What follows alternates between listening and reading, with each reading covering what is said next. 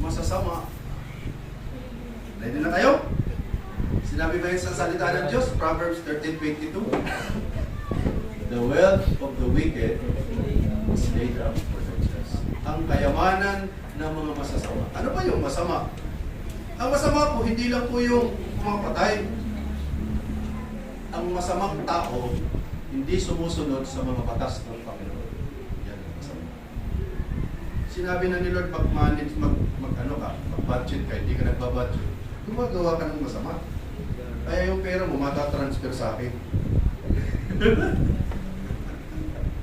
Hello? Opo.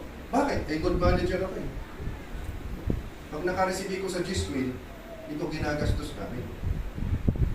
2,000 para kay Lord. 2,000 pang tao ko. 2,000 savings ko. 2,000 pang investment ko. 2,000 budget naman. Ito, naman ako magtiyos. Aldo alos narurugangan na sentavo ko. Yan, napagtaas na sa gasolina. I-question ko sa dahil ka. Ano? Kinoro Aldo, sorosimanang nakaka-receive ka. O kinsinas katapusan nakaka-receive ka. Ako'y ka isinusubi. Sabi sa sungka. Ako'y ka sinusubi. Na 20%. Kada na-receive mong isang ribo, ako'y ka 200 na savings. Ako'y pa kay 200 na rugang sa ito negosyo. Hindi usawi ka. Ribo ka narurugangan nga niyo. Kada makareceive ka, marurugangan. Ito na rin mabawasan. Hindi ka pang gastos. Ako ka mo inuutang, tawan mo na sana. Tumari kasi savings para sa giving. Hindi mo palampasun. Ano ba inuutang ka rin po? Utang nga rin ako sa 2,000. Ay, may napakutang-utang di 200. Kasi dapat pa yun kanina. Nangyari ka na po minsan. Ako ka naman nagtitinda sa kaserola. Kung sa daset, ito yun, ito kaserola. Mamiraman nga naman ito kaserola ito. Sabi kaya, Pastor, 3,000 na din. Kaya mo na po. Na-pray, Lord, nagigipon ko. Hindi ko magkaipuan na kaserola, pero gusto kong tabangan na dito. Piraman nga na kung ating commission mo, pag naipabakal mo nga na sa dasit na kaserola. 300 sa naman nga, sabi ka na po, Pastor. Sabi ka na pa, 300. Talaga nga, Pastor, hindi na kapabakal, pero ako 300. Amo nga na kung kanin mo na ito. Tinda na sa iba ito. Kaserola. Kung di ako na 3,000, nakapagtao ko sa 300. Nakapagtao ko sa kamunguyan ko tao. Sa kalpuan niya, maski una iya benta po yung 300. Sabi mo, wisdom. Hindi ko lang pumalso kaserola, kada kulpungan niya sabi, hindi nagagamit na kaserola. Pero gusto ko yan tawanan. O di ko kukuon so kaserolang 3,000. Pero sa 300, tinawag. Nakatulog ba ako? Hindi. Kaya, before ka po magbitaw ng pera, mag-pray ka muna. Isang araw may lumapit sa akin, Pastor, love letter po. Love letter? Galing kay mama. Sabi ko, bakit may love letter si mama mo sa akin? Hindi po, pinapabigay ni mama. Binasa ko. Pastor, pwede po makahiram ng 250. Dahil may nagsasangla po sa akin ng relo, 250 lang. Yung anak ko naman, nagpapadala yun sa akin ng 500 linggo-linggo. Kaya babayaran kita sa Martes, Pastor. Yeah. Hindi ako mantindig, Lord. At nagmamatapasan ako. Lord, ano nga nagigibon ko ba? O, utangin ko po ba ito, Lord? Sabi sa akin, Lord, no. Gulat ako. Binaliktad ko sa papel niya. Sinuratan ko. Sabi ko, Sister, sumulat ka sa akin, kaya sumusulat din ako sa iyo. Sabi sa akin niya, Lord, nag-uli ako. Huwag daw kitang putangin, pasensya ka na ha. Pastor ako. Binalik ko sa tuig. Una ko, maulit ka na. Tadi na, nagkasabatan kami. Sabi niya, una ko, iisnabon ako. Siyempre, hindi ko kaya pinautang. Sabi ko, Pastor, thank you po. Sabi ko, ako nagpapatake ko sa akin. Eh kami sa Pastor, di ba sumulat ako sa iyo, umuutang ako ng pang ano nung San Lazarilo. Ang problema, Pastor, yung anak ko hindi nagpadala ng linggo kasi meron daw siyang binayaran. Pastor, kung pinahiram mo po ako, hindi sana hindi akong kakatingin sa iyo ng diretso ngayon kasi may utang ako. Hindi ko natupad yung pangako. Biruin mo, hindi ko na pinautang, nagpasalamat pa ka na ko. Bakit? Nag-pray ako eh. Sabihin mo nga sa katabi mo, bawat galaw. Bawat galaw. Pray. Mag-pray. Yan yung nasa Proverbs chapter 3, 5, and 6. Trust in the Lord with all your heart. Do not lean on your own understanding. In all that you do, submit to Him. And He will direct your path. Straight. So ganun po, huwag kang gastos ng gastos. Di mo pera yan, kay Lord yan. Paano ililipat sa'yo ni Lord yung kayamanan ng masama kung ikaw mismo gumagawa ng masama? Nandiyan pa po ba kayo? Importanteng linawin po natin ito ha. Hindi po ito jackpot. Ay, itong kaya Pastor sa loto, tanga na yung mapalipat ka na ko sa kayamanan. Hindi po yun ang paraan ng Panginoon. Wala rin po ditong shortcut. Ha? Sabihin mo, walang shortcut dito. Meron pong trust system ang Diyos. Meron pong sistema ng pagtitiwala ang Panginoon. Ang yaman ay napupunta kanino? Sa mga marunong mag-manage at sa may pusong mapagbigay. Hallelujah. Amen! Praise God! Hindi problema ang kakulangan ng yaman. Ang problema, kakulangan ng mapagkakatiwalaang katiwala. Kaya ikaw po ay magbulay-bulay sa sarili mo. Mahusay ba akong katiwala ng Panginoon? Ang talento ba ng Panginoon na binigay niya sa akin, ginagamit ko para sa karangalan niya. Ang oras bang binigay sa akin ng Panginoon na 24 oras bawat araw, napaparangalan ko ba ang Diyos? O selfish ako sa oras ko? Nag-ikapo ka pa sa time mo? Dapat sa 24 hours, meron kang more than 2 hours sa presensya ng Panginoon.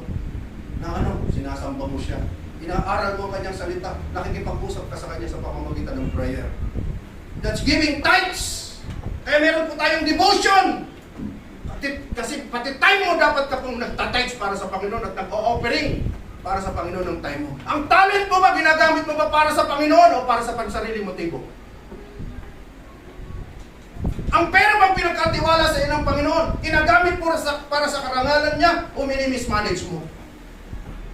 Let's be true to ourselves. Let the Lord search our hearts. Lord, ako po ba'y mapagkakatiwala ang katiwala? Hello? Diyan pa po ba kayo? Tumayo po tayo ba? Kanina pa po.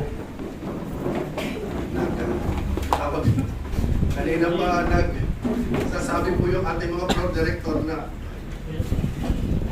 time's up na daw ako.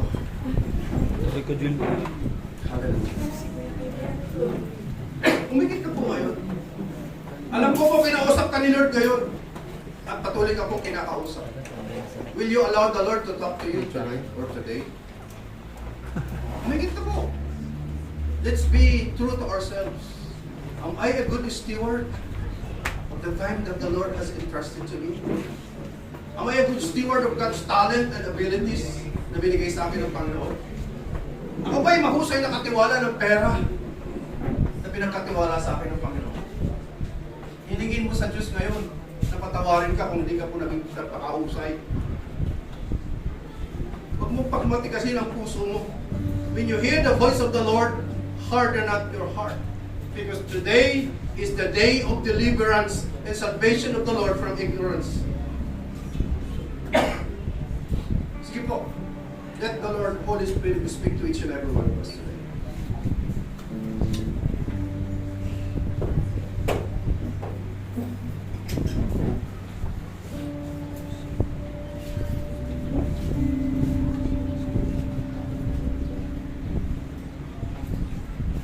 Search us, O Lord, and know our hearts today. See if there be any wicked ways in us. And please lead us to life everlasting. Patawarin mo kami, Panginoon, kung hindi po kami naging mahusay na katiwala. aming mga oras. We spend our time for those things that are not important before you, Lord. We waste our time. Imbis, Panginoon, na magbabad kami sa presence mo, Lord, kung ano-ano pinaggugugulan namin ang aming mga oras. Please forgive us, Lord. We know that Jesus died on the cross of Calvary to pay the penalty of our sins, Lord. Kaya huwag mong hahayaan, Panginoon, na magkaroon kami ng self-condemnation. We lay bare ourselves before you, Lord. We commit to you our time every day, 24 hours of it. Sinusuko namin muli sa iyo, Panginoon, pinagkakatiwala, Lord. Ang pinagkatiwala mo, oras, talento, abilidad, Panginoon, at maging ang pananalapi namin, Lord. Patawarin mo po kami kung ginastos namin, Panginoon, ang mga perang pinagkatiwala mo sa amin nang hindi kami nagtatanong sa iyo, Lord.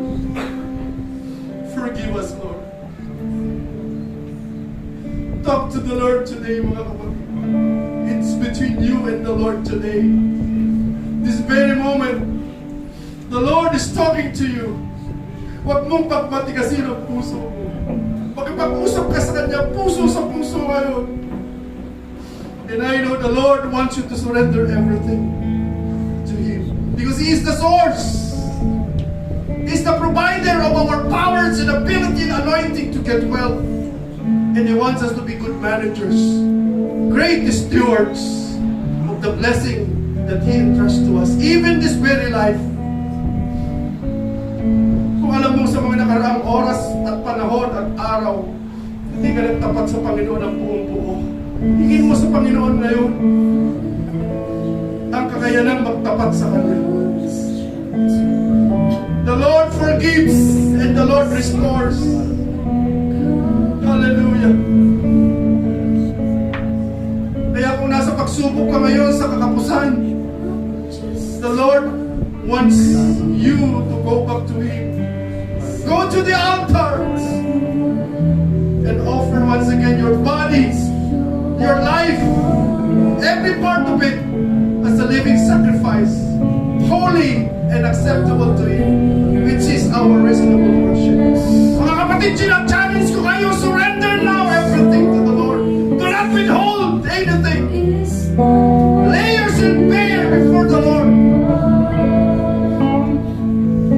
At hingin mo sa Panginoon ang kakayanang maging mahusay na katiwala. May we hear from the Lord on that day, welcome, good and faithful servant. Enjoy what the Father has prepared for you, even before the creation of the world. Kung mas marami kang oras sa pag-aaral, kahit nakalimutan mo mag-devotion, ask the Lord for forgiveness. If you confess your sin, He is faithful and just to forgive you all your sins and cleanse you from all unrighteousness.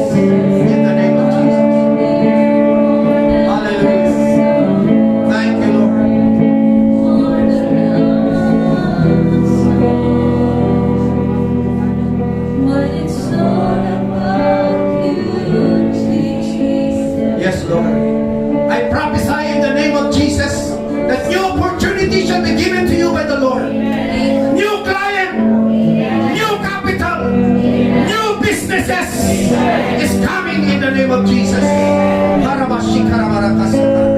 Another level of wisdom, another level of wealth producer anointing in the name of Jesus, and another level of management of resources.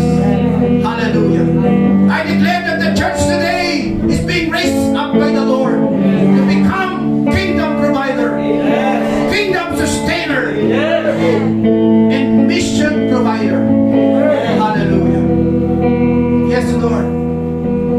New businesses shall be established in the name of Jesus. In the name of Jesus. Ang lahat ng ninakaw sa iyo ng kaaway, ibabalik sa iyo ng Panginoon ng dobleng pitong doble. Hallelujah. Hallelujah. Ang ninakaw sa iyo ng kaaway na kapayapaan, tanggapin mo muli ngayon sa pangalan ng Jesus. Let the joy of the Lord be your strength. Hallelujah. Thank you, Jesus. We give you praise. We give you glory. We give you honor. What you have done to these precious people of yours today, Lord. I give you all the praise and the glory and the honor. In the name of the Lord Jesus Christ. Every son and daughter of God says, Amen. Hallelujah. Thank you, Jesus. Amen. Yes, Lord. Praise God! Praise God! Salamat po kay Lord sa buhay ni Pastor Artel na ginamit niya para po i-share sa atin ang salita niya. And praise God! Nawa mga kapatid, tayo po ay maging mabuting katiwala ng Diyos sa lahat ng pinagkatiwala niya po sa atin. Sapagkat sabi nga po, ang mapagkakatiwalaan sa maliit, mapagkakatiwalaan sa malaki. Kaya praise God! Maging faithful and good steward po nawa tayo na lahat ng Panginoon. Kaya ngayon, praise the Lord, maging reminded po tayo, and please be reminded of the following announcements. Sige po. Yan, biyay ng Diyos Christian Fellowship Deacon announcements.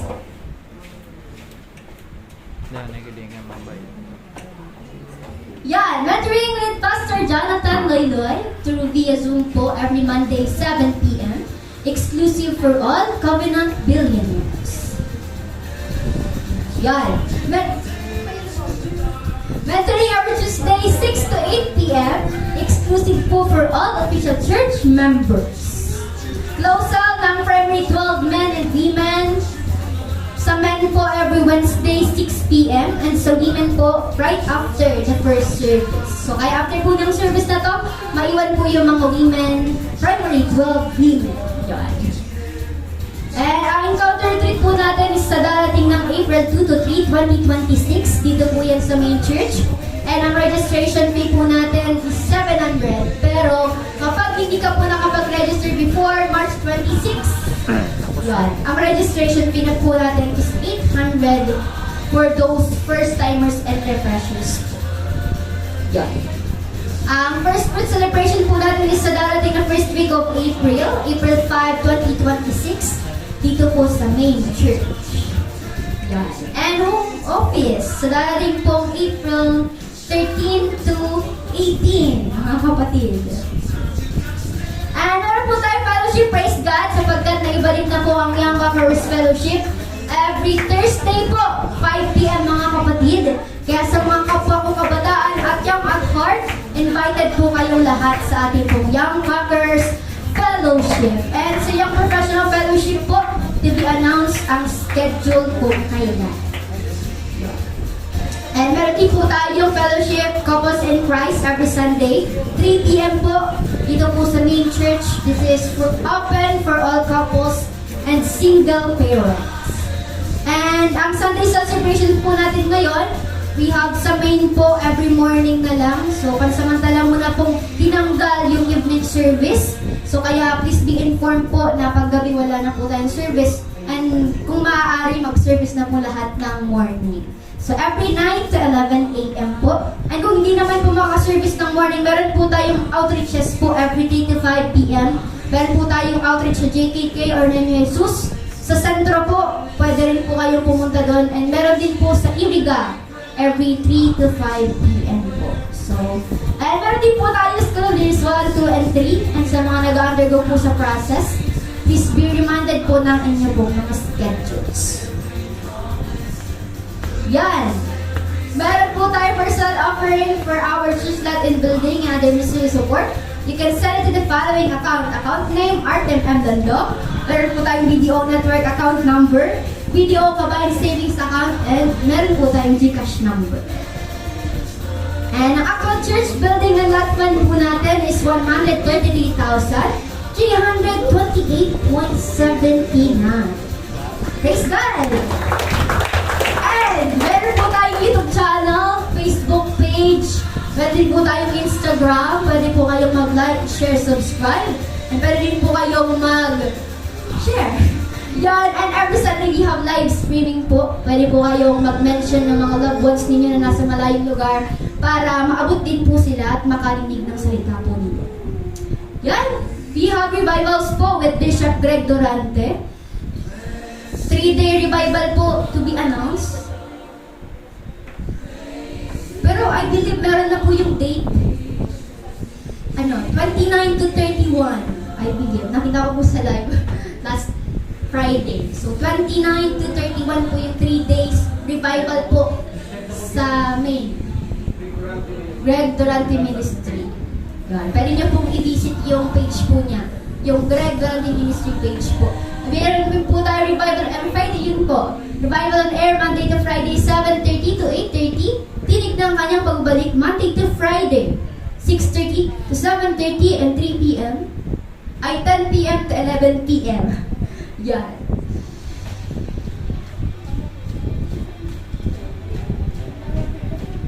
Yan, thank you, God bless, and great day to live. So bago po tayo dumako sa ating pong final benediction, dumako muna po tayo sa ating pong mission offering na pangungunahan po ni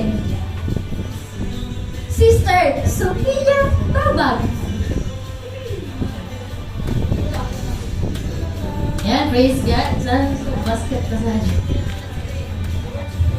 yan, so ito pong mission offering is, yan, weekly na po natin siyang ginagawa since weekly naman din pong gumagawa ang mga kapatid natin po dito sa church. Yan, so itong mission offering ay offering para sa mga nagmi-mission bilang sabi nga po kanina, minention sa Malakay 3:10 para sa ading mga text and offering ta at ako ba nag-text and offering na go pa special offering ako po. Yan. So, yun, sabi po doon, ibalik ninyo ng buong buo. Yan. Para sa kingdom ni Lord. Para sa mga gawain sa church. Ako po. And katulad din po ng mga sinasabi ng ating mga kapatid na nag-exhort sa mission offerings. Yan mga kapatid, hindi man po kayo nakakapunta sa mismong outreaches. Yan, for the information of everyone, meron tayong outreach sa Iriga, meron po tayo sa JKK, meron tayo sa Sentro, meron po tayo sa Tabaco. Yan, and alam ko meron din tayo, magbubukas ulit yung sa Legazpi, mga kapatid. And di man po kamo sa ito nakakaiyan directly, but your help is highly appreciated po. Bukusan na ni Lord, kundi lalo na ka mga napagmimisyonan ta, napagsisharean ka ta kasarita ni Amang Diyos. Ano po? So, yun, para manumay siya ninyo, yan, sa mga biyahe, mga kapatid, kung kaya nga ni, kalambang usad, na makapag-offering kita, makapag-special offering kita para magkagumata, mas magay na service. Yan, lakihan natin yung mga mission offerings natin para makabili tayo ng magandang service. Kasi merong mga pumupunta ng Tabaco. And sa Tabaco po mga kapatid, kami first hand na experience na mo. More than 2 hours. Pag more speed, 2 hours. Tricycle po kasi. Pero kung motor, kaya man sa mga 1.5 hour. Pero dawa unong speed mo. Araw po talaga kahanaan ng oras gabi ay 2 hours pa iyan. 2 hours pa balik, mga kapatid. Tapos, anang labusan ta, pinagpipray nga ni, praise God, kada biyahe na mo, pinagpipray na mo. Salamat Lord, kakasali mga tinang po sa adi, pinapausay mo na, inuusay mo na ang mga budget, inuusay mo na ang mga managers ka sa government para usayin na di mga tinapot. Takasa legit, bukusan na yung sungka. Sabi na, bukusan na yung Rocker Road. Talagang mapatangis ka. Takasa, mababayan mo uban na. Ang ganing sa di crossing, nirahay o nirahay po mga kapatid. Pero at upaman ng gad mga talaga, mapagbubulsatan. Yan. Ako po, so padagas tayo na ipag-pray mga kapatid sa government. Yan tayong mausay namin na mga ginagamit sa mga outreaches araw-kan. Ako po, so ako yan, ngawan, inaanyayahan ko alam bang sa to share our support. Yan. To give our support, our help para po sa mga nag-mission kita as one church po sa atin. Sige po, tayo po tayong lahat at ibigay po natin yung mga mission offerings po natin.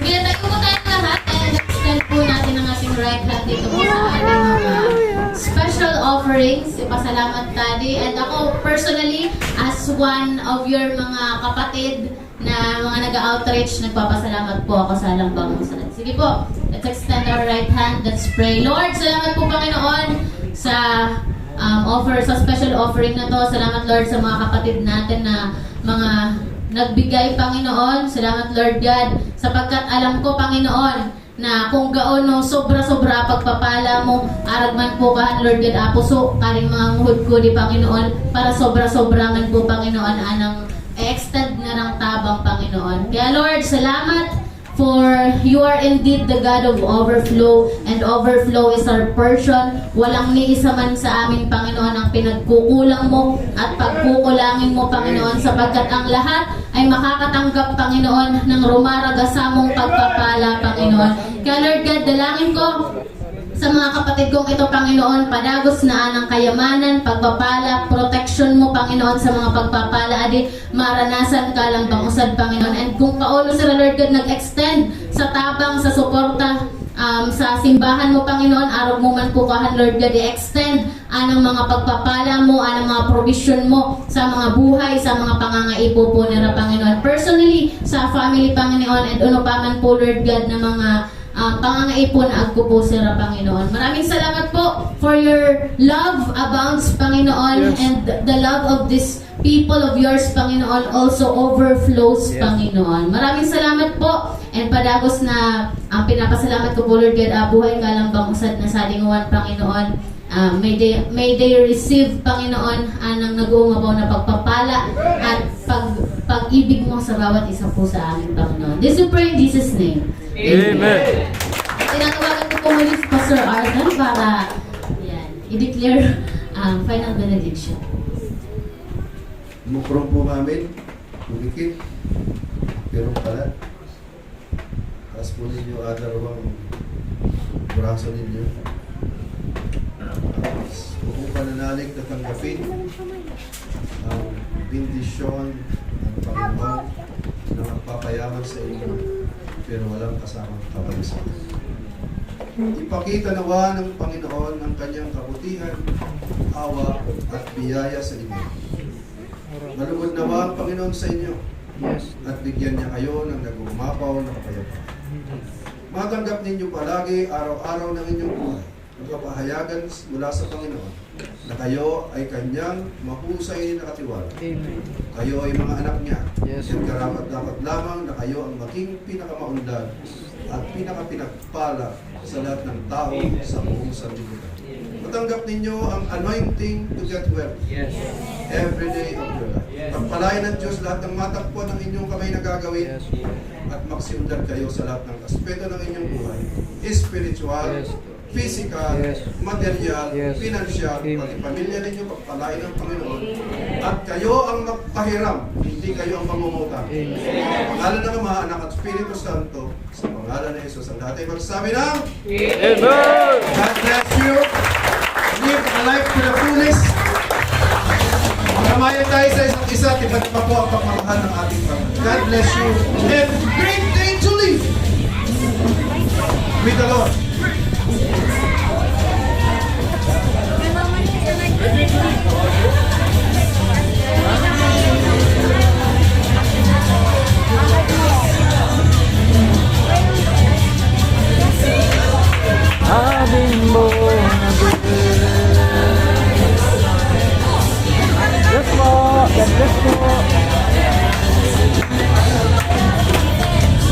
Praise the Lord. Hallelujah.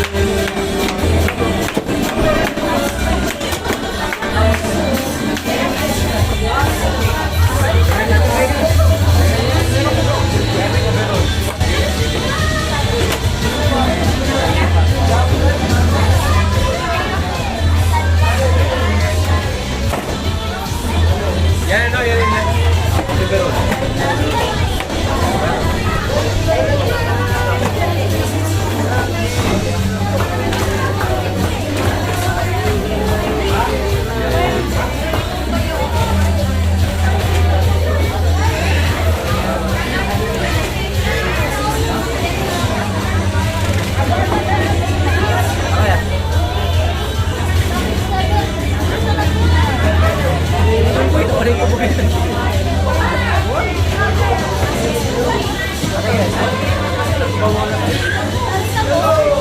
Wala tungkong naudataw sa story. Brother.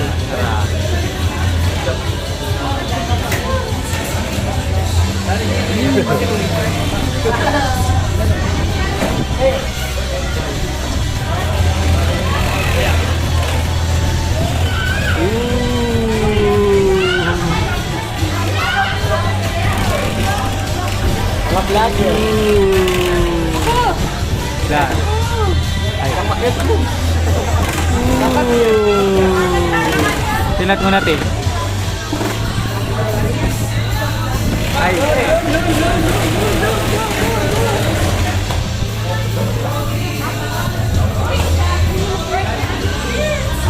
Sana.